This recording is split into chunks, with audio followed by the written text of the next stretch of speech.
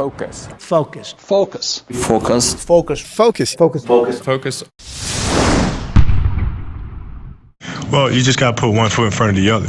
And, sometimes I think, even for myself, it's easy to become distracted a little bit and start trying to look at what the final picture is going to look like. And, when you do that, you can easily become frustrated with where you are at the moment. So, my advice is just to focus on each day. And, you have a plan in place of how you want to improve and how you want to get better. And you stick to that plan and trust the fact that, every day that you stick to the plan, it'll get you to your end result. We're very simple people at Apple. We focus on making the world's best product and enriching people's lives. I think some companies, maybe even the one that you mentioned, maybe they decided that they could do everything. We have to make sure at Apple that we stay true to focus, laser focus. We can only do great things a few times, only on a few products. You want to be totally focused. You can't take your eye off the ball. When I had troubles in the early 90s, a major article came out and it said very strongly, everything he touches turns to gold. And I believed it. So I'd go out with models at night instead of working.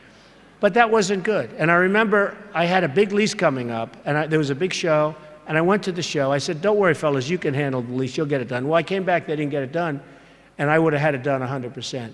And then the market crashed in the 90s. So I had trouble, but it was sort of an amazing, I wouldn't want to do it again. It was an amazing test of yourself.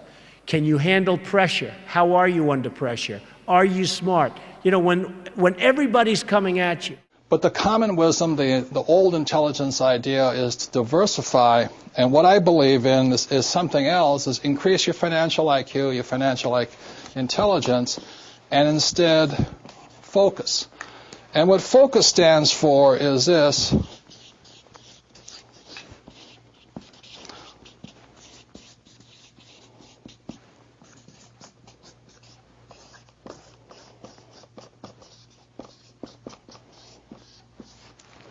Focus is follow one course till you're successful. And so that's what I did in 1973. I signed up for my first real estate investment course. And I just did it and did it and did it. I bought this one little $18,000 place. And I did it again, and I did it again, and I did it again until the point where I understood it. And then I went into becoming an entrepreneur. And I did it, and I did it, and did it. And I'm still learning. And I'm still learning about real estate. And the reason, in 1966, I got into oil when I went to work for the Standard Oil Company. So today, I'm still focusing. I invest in oil and oil and oil, and I don't diversify. It doesn't mean I don't lose. Sometimes I lose, sometimes I make mistakes and all this. But I just don't buy good as with all the bad. If you're going to be successful as an investor, diversification is good for the average investor. If that's what you want to be, have a good life. But what I'd rather do is be able to know the good ones from the bad ones, the good investments from the bad investments, the good advisors from the bad advisors, and what's good for me and what's not good for you. Because what I do is not necessarily what's going to work for you, and vice versa here. So that's why I really think instead of diversification or diversifying, the new rules of money say follow one course until you're successful, and then keep doing it. Because once you find that way of being successful, you can do it again and again and again.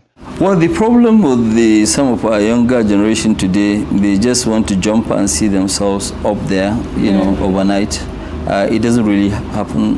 What you need to do is to be very, very focused as a person and be dedicated to whatever that you are doing. It is not really good for you to now go and try something, then after a month you just say, no, it doesn't work. You jump into something else. I think you need to be very, very focused in what you are doing. Once you believe in what you are doing, you see, you should not take your either business or job as something that you must do. Okay, you must take it as it's part of your hobby. If it's part of your hobby, then you do it better. you have to keep yourself focused on whatever your ultimate goal is. There's stumbling blocks all the way. People get laid off, you have a bad game, you get traded from a team that you don't want to be with. But if your goal and your focus remains the same, that hey, this is going to happen, and I know I have the skills and I have the knowledge and I have the instincts to dig myself out of this hole, you will dig yourself out of the hole. You have to control the situation. Don't let the situation control you. Focus, we talked about today was just, in my office, I run my company much like a team. In sales and marketing is like offense, and manufacturing distribution is like defense, and finance and IT are like the special teams. But what you find out is that all those pieces, the companies that win are the ones that communicate the best. And it's not one team's on the field at a time. We're all on the field at the same time. And so I think the ability, number one, to communicate, and number two, to focus. Too often, I get pulled all the time of, what you guys should make is you should make one of these or make one of those, and why don't you do anything for pets, and how could you go there? Great brands are like great stories, and every great story has a beginning, a middle, and an end. And our job is to make sure that every chapter of our stories makes sense to the one in front of it, and makes sense to the one after it. Clausewitz, the famous Prussian general, said, focus on the few, not the many.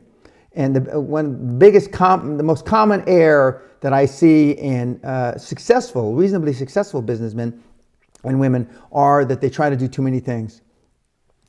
And focus on the few, not the many. I just want entrepreneurs to know, number one, you're in the right place at the right time, but it has to be the right you in the right place at the right time. Number two, why I say that is because the definition of an entrepreneur, or a person in business, or even a person in a job, is a person who solves problems for people at a profit or for pay. So what are you? You are a problem solver. The biggest mistake almost everyone makes in the world of business and finance and money is they go out and they look for opportunities. Bad move. Go ahead. What's an opportunity? How do you know? It's almost impossible to find, right? So, don't look for opportunities. Look for problems. Look for problems. Solve a specific problem for a specific person. Duplicate that. The end result is rich. Yeah. If you want to be rich, don't focus on money. Don't focus on rich.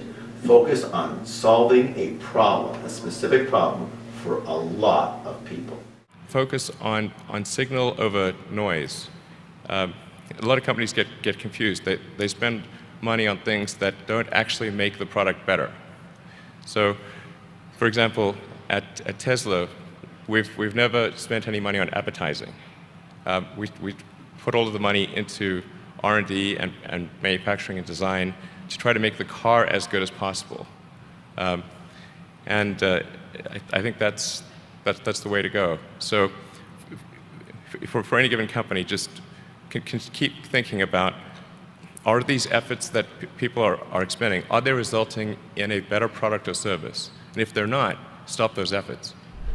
Thank you so much for watching. I hope you enjoyed. I'd love to know which of the 10 points that we mentioned meant the most to you, as well as how do you stay focused in your business and on the tasks that you need to get done. Leave it in the comments below. I'm going to join in the discussion. Thank you again for watching. Continue to believe, and I'll see you soon.